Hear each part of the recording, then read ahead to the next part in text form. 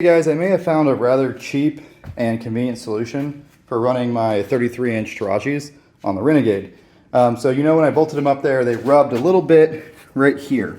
You can see where it rubbed the paint off. Just barely rubbed on this side, rubbed on that side a good bit. So I started looking into aftermarket floorboards, and the problem is none of them have as much coverage as this factory plastic does. They mostly fit like this, which means mud gets thrown right into you.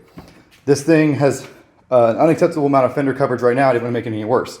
So I borrowed a trick that I use on my Rubicon where I just move the floorboard forward a little bit. On the Rubicon, we actually move it backwards. Because of my 6+1 inch wheels, I had plenty of clearance on the front, did not have enough clearance on the back. So what I did was I pulled out the factory bolts and nuts that hold the floorboard in place. There's 4 of them. And you can see I replaced them with self-tappers. If you look down here, you can see that that allowed me to move the floorboards forward a little over ½ an inch, about 2/3 of an inch. You can see where the hole used to be and where it is now. Same for back there. Obviously I trimmed the bolt off because I'm a decent human being. But yeah, so you might think ½ an inch. Well, that's not very much. Well, because of the way math works, a tire that's an inch taller only goes ½ an inch in both directions, right? Difference between diameter and radius. So ½ an inch gives me about effectively an inch more tire clearance. And I think that's going to allow me to run the 33-inch Aztecs no problem, as long as I don't run a lot of air pressure in them. And maybe I now cause the front to rub. That would suck. But in the front, you can just actually bend it. You can see how there's a gap there. I could actually bend the floorboard up a little bit. Yes, it's pretty pathetic that I use self-tapping screws on my brand new $20,000 quad, but I drilled through these brackets, which, you know, are part of the frame, but you can't see them. And it's just 3 little holes. I didn't actually put a bolt there. I figured 3 was enough. So that's like long self-tapper, and those are normal sheet metal screws. I could do another bolt there if I wanted to. I probably will now just to be cool and whatever. I just gotta find some more bolts, self-tapping bolts. But very quick, took me 5 minutes, and I think it's gonna let me run a 33. So my self-tapping screw floorboard mod seems to have been a huge success. You can see here that we now have about yeah, 1/4 inch of clearance, and that is the worst case scenario. That's the control arm dropped all the way down, therefore swung all the way forward. It'll get better with any weight on it, and they don't rub at 0 psi. I'm going to see how much air I can put in it before it starts to rub. Obviously with a 100-ish horsepower machine, it's nice to have a little bit of air in your tires for handling purposes. So it handled okay at 0 though. Also, this tire is still going flat because Can-Ams are trash. I'll complain about that at the dealership. But this side was the one that was the problem. This side was barely rubbing. You can see there, just barely kissing it. I'm going to paint it before I'm done here. That way we can see if it rubs again in the future. And maybe, you know, at high speed, the tire will have centrifugal force and it'll get larger like an RC car because of all the speed and power, and it'll rub again. But so that definitely fixed that, and all we gotta do now is put a 33 on the front and make sure we didn't create a new problem by sliding that ½ an inch forward. But I think there was enough clearance before and it should be fine. Pretty mint.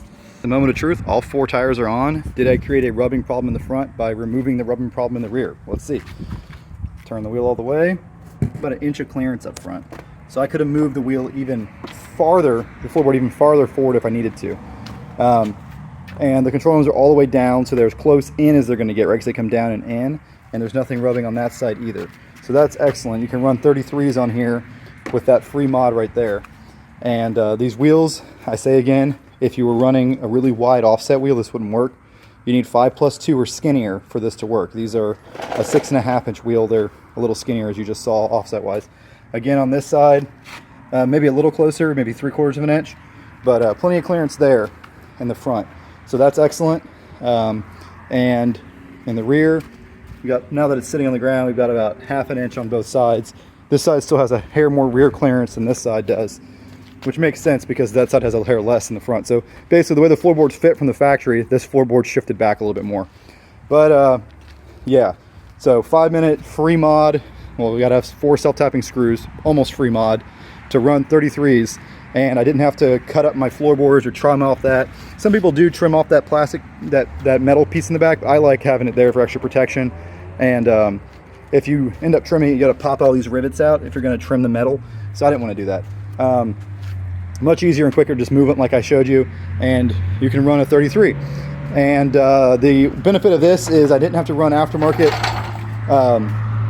the CFAB trailing arms, which are really cool, but I didn't want to make the bike any higher and put more stress on my axles. And I also didn't want to lose all this fender coverage right here by going to an aftermarket floorboard. So this is the best of both worlds, and it's free. Highly recommend it. I'm gonna go drive it around, make sure I don't have any rubbing. The only time I noticed it rubbing before was on a wheelie and the suspension completely unloaded. I could kind of feel them rub, so we're gonna do some wheelies of it. I think it's gonna be good to go. So measuring wheel offset's kind of a weird thing. It's not an exact science. No one knows exactly how to do it. But you can see the way I'm doing it with a piece of wood, holding the wood from the back side of where the wheel would mate to the hub to the back side of this board, right? So you can see that it's about 5 inches. So that would put you saying, okay, this is a 5+2 wheel, because you know it's a 7-inch wheel. But if you actually measure the width of the wheel, you find out that Can-Am put a 6.5-inch wide wheel in here. So you go from that lip to the, not the outer lip of the bead, but the inner one. See, that's about 6.5 inches. The wheel width is where the beads sit, right? Not the actual width of the wheel. So you'd see that it's about a 6.5-inch wide wheel. So its offset is really 5 and 1.5. So that's pretty good. It's a pretty narrow offset. I think Can-Am made the offset narrower on this bike because they put longer control arms. So now we're going to measure my 18, of course. I need a longer piece of wood because it's an 18. All right, that piece of wood will do. So we go from the back of the hub the same way over to here, and you'll see that this wheel is really close to 6 inches. A little bit less than that. So this is supposed to be an 18 by 6.5. You can see it stamped right there. ET plus 45, which is approximately like, I don't know, 6+1-ish. But you can see that this wheel is a little narrower offset than the Can-Am. That's pretty close to 6. So you subtract that, so 5.5. So this is a 5.5. This is a 5.5 plus 1. This is a 6, or this is a 5 1.5. So that's a 1/2 inch difference in offset, which makes the bike overall an inch narrower with these wheels than the factory wheels. And then I'm going to add a 1/4 inch spacer on each side to make the bike overall 1/2 inch narrower. So pretty close to factory width going to my 18s with the little spacers. Now the reason I always get the maximum skinniness on a wheel is because I like to keep my stuff skinny. It puts less stress on things like axles, tie rod ends, etc. And it makes the bike more rideable. The wider the bike is, the less control you have over it, balancing it wise. But also, you can always throw a wheel spacer and make your wheel wider. And I swap wheels around so many different models that I'd rather throw a wheel spacer on and make it wider. If you get a really wide offset wheel, you can't make it narrower. Also, I put this kind of stuff in these videos, not just for you guys, it's also for me, because I'll forget these numbers and I can watch the video and remind myself later.